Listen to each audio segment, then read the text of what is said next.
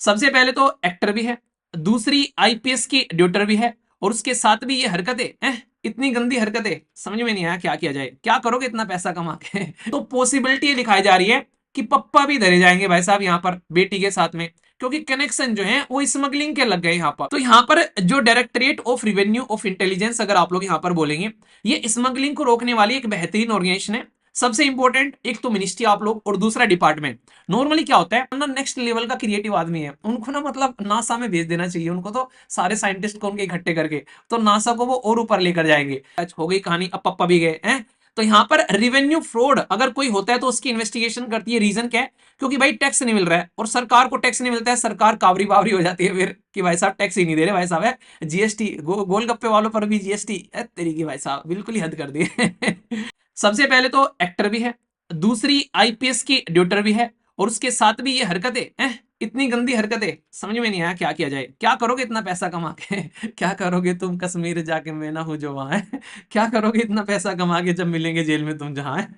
चलिए बात करते हैं। ये एक्टर्स हैं कन्नड़ा मूवी की, बेसिकली नाम है इनका रैना। तो ये पर्टिकुलर 12 करोड़ का लगभग यहाँ पर ये जो ले रही थी सोना, मतलब वैसे बोलते हो इनको जरा सा बैग लेकर चलने के लिए, वैसे नहीं चल पाएगा कोई है, इतना बोझ है इसके अंदर में। सोचो 15 किलो सोना लिए घूम रही है बैग के अंदर में, समझ रहे हो। पकड़ लिया भाई साहब केम्पेगौड़ा इंटरनेशनल एयरपोर्ट। तो याद रखना इस एयरपोर्ट का नाम अभी रिसेंटली चेंज किया गया था, ठीक है। तो ये कहां पर है? ये बेंगलुरु के अंदर में है, बड़ा ही फेमस है भैया। अब पूरी कहानी हमारी ये एक्टर्स के इर्द गिर्द नहीं घूमेगी, ये ठीक है इनकी कहानियां पकड़ी गई, पर इसकी वजह से जो ऑर्गेनाइजेशन न्यूज में आ गया ये इंपॉर्टेंट है। इसके बारे में मैं डिटेल में डिस्कस करूंगा, क्योंकि इनके द्वारा अरेस्ट कर लिया गया है। और देखो फेमस होने का नुकसान देखो आप लोग यहाँ पर। ये क्या कर रही थी, इन्होंने अपना बेसिकली एक तरीके से ना बैग वैग पैक किया। इन्होंने सोचा कि तू बाईपास कर ले यहाँ से, मतलब सिक्योरिटी को बाईपास करके निकल ले यहाँ पर। तो भाई साहब क्योंकि एक्टर है, फेमस है, दो चार लोग जानते होंगे, कांस्टेबल बेचारा देख रहा होगा, कांस्टेबल ने पकड़ लिया, कह रहा कि देखो भाग रही है, पकड़ो पकड़ो पकड़ो। वैसे तो नॉर्मली देख रहा होगा कि यार एक्टर जा रही है, ठीक है। फिर पता अरे ये तो बच के निकलने की कोशिश कर रही है, पकड़ लिया भाई साहब, धर लिया डीआरआई, डीओ भी यहाँ पर डीआरआई के ऑफिशियल थे, उन्होंने देखा तो बैग में ओ तेरी क्या है भाई साहब, ये तो बिल्कुल पिटार लिए घूम रही है, पूरा का पूरा है, पूरा का पूरा सुनार साथ में घूम रही है लेके। तो ये पकड़ा गया। तो फिर यहाँ पर ये भी, अब देखो क्या होता है, अब बच्चे क्या कर रहे हैं, यहाँ पर माँ बाप बदनाम हो जाते हैं, माँ बाप के कनेक्शन है। अब ये भी बताया जा रहा है, हो सकता है कि फैमिली कनेक्शन की वजह से ऐसा कुछ देखने को मिले, पर फैमिली कनेक्शन कितने होंगे वो बाद में पता चलेगा, क्योंकि आईपीएस ऑफिसर है भाई साहब, और कोई छोटी मोटी पोस्ट नहीं है।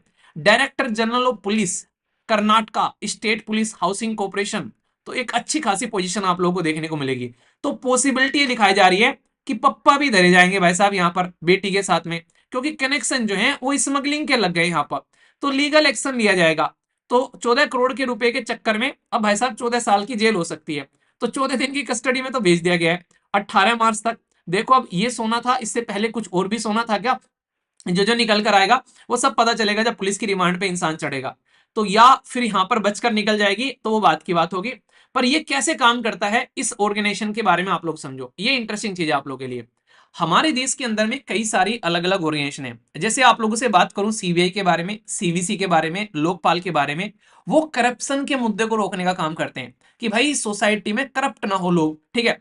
तो उसको लेकर बात करते हैं। पर लेकिन डीआरआई क्या करता है, ये हमारे देश के अंदर में ये एंटी स्मगलिंग यानी कि स्मगलिंग को रोकने का काम करता है।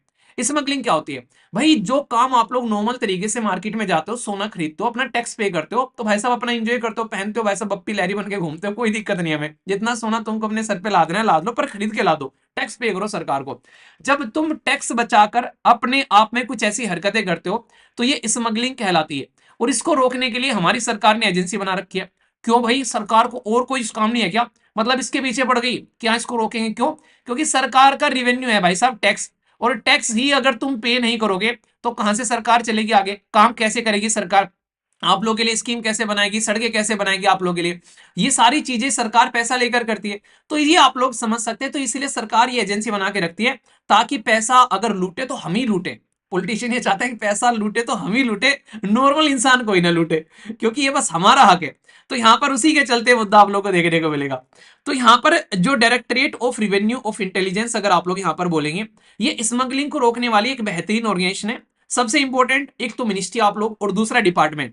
नॉर्मली क्या होता है, कई बार आप लोगों से ना ये थोड़ा सा ना एग्जामिनर थोड़े से इंटेलिजेंट होते जा रहे हैं, मिनिस्ट्री की जगह डिपार्टमेंट पूछ लेते हैं। अब पता चला डिपार्टमेंट का ही नहीं पता है किस डिपार्टमेंट के अंडर में, तो मिनिस्ट्री तो अलग बात होगी, यहाँ पर भाई को डिपार्टमेंट ही नहीं पता है तो डिपार्टमेंट पूछ लिया। एक बार को मिनिस्ट्री तो फिर भी लग जाता है कि हाँ उसके अंदर हो सकती है यार, कुछ कुछ लग रहा है, पर लेकिन पूछ लिया central board of indirect tax and custom, तो सोचो यहाँ पर दिमाग भी लगा सकते हो वैसे आप लोग। स्मगलिंग वगैरह ये मुद्दे हैं, कोई डायरेक्ट टैक्स तो है नहीं भाई साहब यहाँ पर कि आप लोग डायरेक्ट टैक्स पे कर रहे हो, ये लो इतना सोना लेके आए, इतने सोने पर ना तुम्हारा 12% पर तो कोई नहीं लगेगा, बाकी के मतलब 12 लाख तक तो कुछ नहीं लगेगा, इसके ऊपर टैक्स लगेगा। डायरेक्ट टैक्स थोड़ी ना इनकम टैक्स चल रहा है, तो इनडायरेक्ट टैक्स वाला ही डिपार्टमेंट देखेगा। और इनडायरेक्ट कौन सा है, सीबीआईसी, तो दिमाग भी लगा लिया करो क्वेश्चन पढ़ते हुए एग्जाम के अंदर में, ठीक है। यहां तक समझ में आ गया। तो ये इसका मुद्दा यही रहता है कि कैसे स्मगलिंग को रोकना है देश के अंदर में, ताकि कोई भी फाइनेंशियल क्राइम न देखने को मिले। तो इसके चलते ये ऑर्गेनाइजेशन काम करती है, समझ में आ गई। तो कोई बोल दे मिनिस्ट्री ऑफ किसके होम के अंदर में आ रही है, या फिर डिफेंस के अंदर में आ रही है, या कुछ और, तो फाइनेंस के अंदर में आ रही है, और वो भी इनडायरेक्ट टैक्स वाला कस्टम डिपार्टमेंट। बाहर से सामान लाना और ले जाना, एक्सपोर्ट इंपोर्ट, कस्टम वाले भाई साहब बिल्कुल पैनी नजर रखते हैं। उन्हें कहते हैं आप लोगों ने देखा सीजीएल में कस्टम डिपार्टमेंट मिल रहा है, तो वही वाली बात चीज आ रही है यहाँ पर, ठीक है। आगे चलते हैं। यहाँ पर ये जो ऑपरेशन इनके द्वारा चलाए जाते हैं, ये ऐसा नहीं भाई इसी में काम करते हैं, भाई सरकार को एक ही जगह से नुकसान थोड़ी ना होता है। अब सोच के देखो, कोई गोल्ड तो लेकर आ ही रहा है, कोई भाई साहब दवाइयां उल्टी सीधी बेच रहा है, और सबसे ज्यादा खतरनाक होती है हमारी करेंसी की फेक करेंसी मार्केट में अगर चला दी किसी ने। पाकिस्तान बड़ी हरकतें करता है। पाकिस्तान ना नेक्स्ट लेवल का क्रिएटिव आदमी है, उनको ना मतलब नासा में भेज देना चाहिए उनको, तो सारे साइंटिस्ट को उनके इकट्ठे करके, तो नासा को वो और ऊपर लेकर जाएंगे। मतलब गड्ढे खोद के बॉर्डर से इधर कैसे आना है, कैसे उधर से नशीली दवाइयां इधर पहुंचानी है, कैसे हमारे नोट के नकली नोट बनाने हैं, भाई इन्हीं में बिजी रहता है पूरी जिंदगी। समझ रहे हो आप लोग यहाँ पर। इसलिए जयशंकर साहब ने बोला कि ये एक फेल स्टेट बन चुका है। जयशंकर साहब का इशारा उस तरफ था कि हमारी साथ अब इसका टाइम आ गया फिर से भारत में मिलाने का, इसके बस की रानी है अभी चलना, ये लड़खड़ा रहा है आज की डेट में। तो इसलिए आप लोगों को एक कहानी देखने को मिलेगी। उसके साथ में फिर भाई साहब क्या होता है, किसी हाथी के सींग दांत ले जा रहे हैं काट कर, हथियार इधर उधर ले जा रहे हैं, तो ये भी यहां पर आप लोगों को देखने को मिलेगा कि इसके ऊपर भी इसकी पैनी नजर रहती है। क्योंकि अगर ऐसी चीजें होगी तो देश के अंदर में बड़ी दिक्कत होगी भाई, नकली नोट आ गए, लोगों का नोट के ऊपर से विश्वास उठ जाएगा। तो ये इंटेलिजेंट बेस्ड ऑपरेशन चलाते हैं। यहां पर तो मुझे सबसे ज्यादा इंटेलिजेंट कौन लगा बताओ, ये कांस्टेबल था सबसे ज्यादा इंटेलिजेंट। कांस्टेबल की नजर पड़ी और हत्या चढ़ गई, वरना 14 किलो सोना लेके निकल लेती। तो यहां पर सोचो, तो इंटेलिजेंस बेस्ड ऑपरेशन चलाए जाते हैं यहां पर। और ये कहां कहां चलते हैं, इंटरेस्टिंग पॉइंट ध्यान रखना।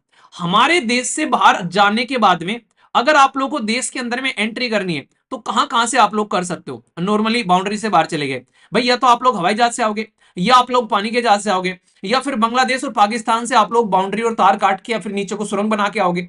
तो यहां पर हम लोग कोशिश ये करते हैं कि इन सारे के सारे पॉइंट को सिक्योर रखें। अब डोनाल्ड ट्रंप की तरह तो है नहीं कि भाई साहब मैक्सिको के बॉर्डर पर दीवार बनवा दो, ठीक है, पर फेंसिंग तो हम भी कर लेते हैं, सिक्योरिटी वाले हम भी लगा देते हैं। पर फिर भी कई बार बदतमीजी होती नजर आती है।